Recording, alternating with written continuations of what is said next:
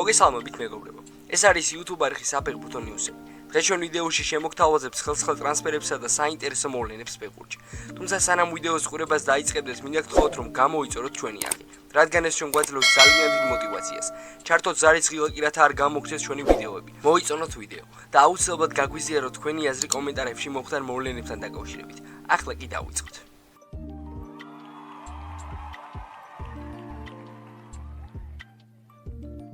მოგეხსენებათ ხვალ საქართველოს ეროვნული ნაკრები მიხეილ მესხის სახელობის სტადიონზე შეხვედრას გამართავს და ისრაელს დაუპირისპირდება. შეხვედრის წინ ჩვენი გუნდის ბანაკში არაერთი გამოსარჩევი რამ მოხდა. მაგალითად, ქართველი გულშემატკივარისთვის ნობელი გახდა ახალი კაპიტნის ვინაობის, გურამ კაშიას კარიერის დამთავრების და კონკრეტულად შეხვედრის დეტალები. ამ ყოველივეზე კი წინა სამაჩო პრეს კონფერენციაზე ჯვაროსნების ფეხბურთელებმა და შტაბის წევრებმა ისაუბრეს.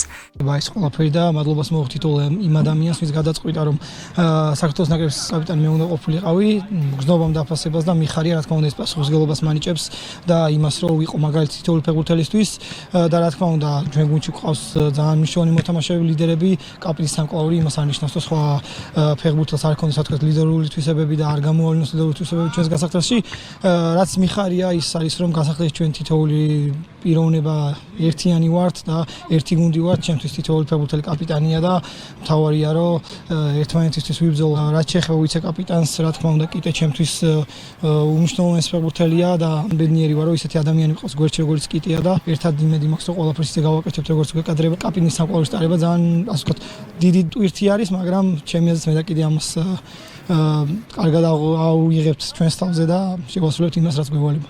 პირველ რიგში მინდა წარმატებები უსურვო კვარას ამ ახალ ეტაპზე კაპიტნის რანგში. ჩვენთვის ყოველთვის იყო განსაკუთრებული ფეხბურთელი და ლიდერი და რა თქმა უნდა დარწმუნებული ვარ რომ ძალიან მაგარი კაპიტანი იქნება. მეც შემდეგწილად რა თქმა უნდა ჩემი პასუხისმგებლობა, რა თქმა უნდა საპასუხისმგებლოა ვიცე-კაპიტნობა და დიდი ხანია ნაკრებში ვარ, საკმაოდ ბევრი თამაშს ამიგროვდა და ისეთი ფეხბურთელებიც და მეგობრებიც წინამორბედები რომლებიც კაპიტნები იყვნენ, მათგან ძალიან ბევრი რამე ვისწავლე და მიხარია რომ ესეთი წინამორბედები მყავდა რომ მათი ყურება შემეძლო მოედანზე და მის გარეთ. ვილი სანიოლი, გურამ კაშია მონუმენტური ფიგურაა ქართული ფეხბურთისთვის.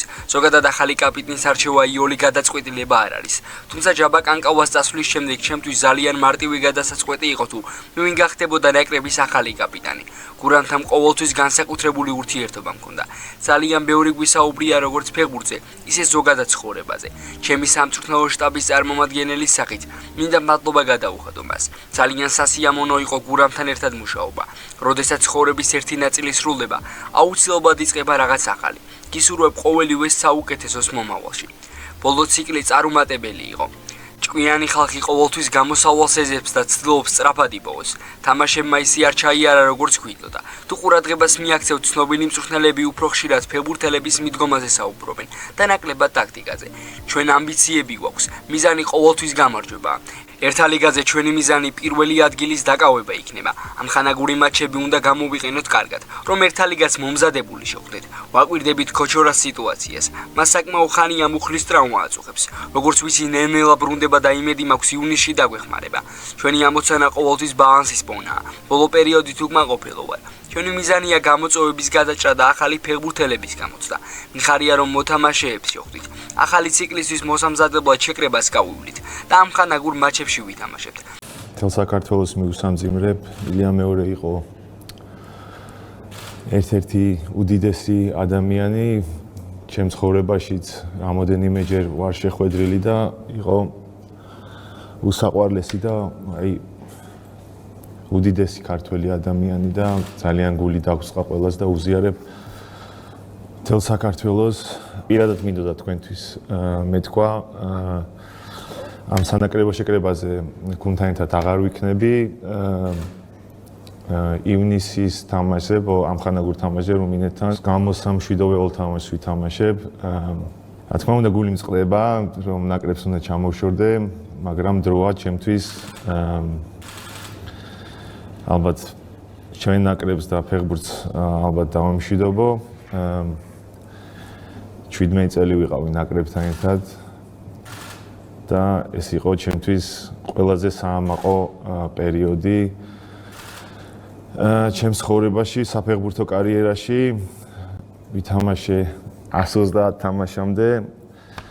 ბავშვობაში რომ ვიზრდებოდი, მართალი გითხრათ, ამის ერთ სანაკრებო თამაშზე ოცნებობდი მარტო და ასე მოხდა რომ თითქმის 130 თამაში ჩავუტარე და ბედნიერი ვარ, ამაყი ვარ, მინდა მადლობა უთხრა თითოეულ გულშემატკივარს, თქვენთ და რა თქმა უნდა მინდა უთხრა ფედერაციას ძალიან დიდი მადლობა. იაშ ყოველთვის გზნობდი შენ გვერდში დგომას. მე რომ ნაკრებში მოვედი, იყვნენ ძალიან დიდი ფეხბურთელები, ვისგანაც მართლა შევისწავლე, რამდენად ფასეული არის იქ ყოფნა და ნაკრებში თამაში რა. მართლა ნაკრებში რომ მივედი, ძალიან დიდი ფეხბურთელები იყვნენ, ძალიან ახალგაზრდა ვიყავი, დაახლოებით ალბათ 19 წლის ვიყავი, იაშკაც იქ იყო, კობიც, რა ვიცი, კალაძე და ძალიან დიდი ფეხბურთელები ჩემთვის.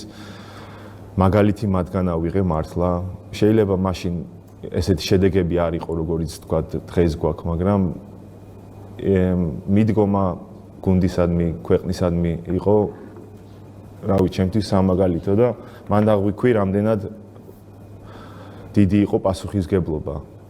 და თავიდან დათრგუნული ვთამაშობდი, მართალი გითხრათ, იმიტომ რომ სულ მქონდა ის, რომ აი ვაიმე რამე არ შემეშალოს, ახალგაზრდა რო ხარ, სულ იმას ფიქრობ, რომ შეცდომა არ დაუშვა.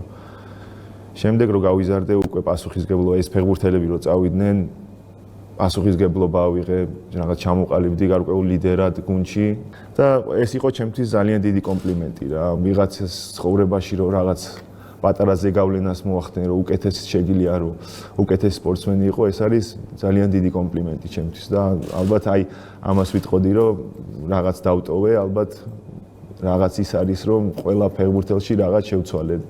შეიძლება ძალიან ცოტათი, მაგრამ წარმოიდგინეთ, ეხლა თქვა შეიძლება ვიღაცას რაღაც უჭირდა და ჩემი გამოცდილებით დავეხმარე და ის უფრო უკეთესი ფეხბურთელი არის დღეს, ეს იყო ჩემთვის ძალიან დიდი კომპლიმენტი. ცნობისთვის ისრაელისა და საქართველოს ნაკრებების მატჩი 9 საათზე დაიწყება. 3 დღის შემდეგ კი ჩვენი გუნდი ლიტვას შეხვდება. ეს თამაში 6 საათით გახდოთ ჩანიშნული. რაც შეეხება ერთა ლიგას, საქართველოს ნაკრები მეორე ჯგუფში მოხვდა, სადაც მასთან ერთად უნგრეთი, უკრაინა და ჩრდილოეთ ირლანდია არიან. მეგობრებო, დღეისათვის სულ ეს იყო. თუ ვიდეო სამ ნაწილამდე მოხვედი, აუცილებლად მოიწონო ვიდეო და გამოიწერეთ ჩვენი არხი. ასევე არ დაგავიწყეთ, გამოიწერეთ ჩვენი Instagram-ი და TikTok გვერდები. ჩვენ კი შევხვდებით მომავალ ვიდეოში.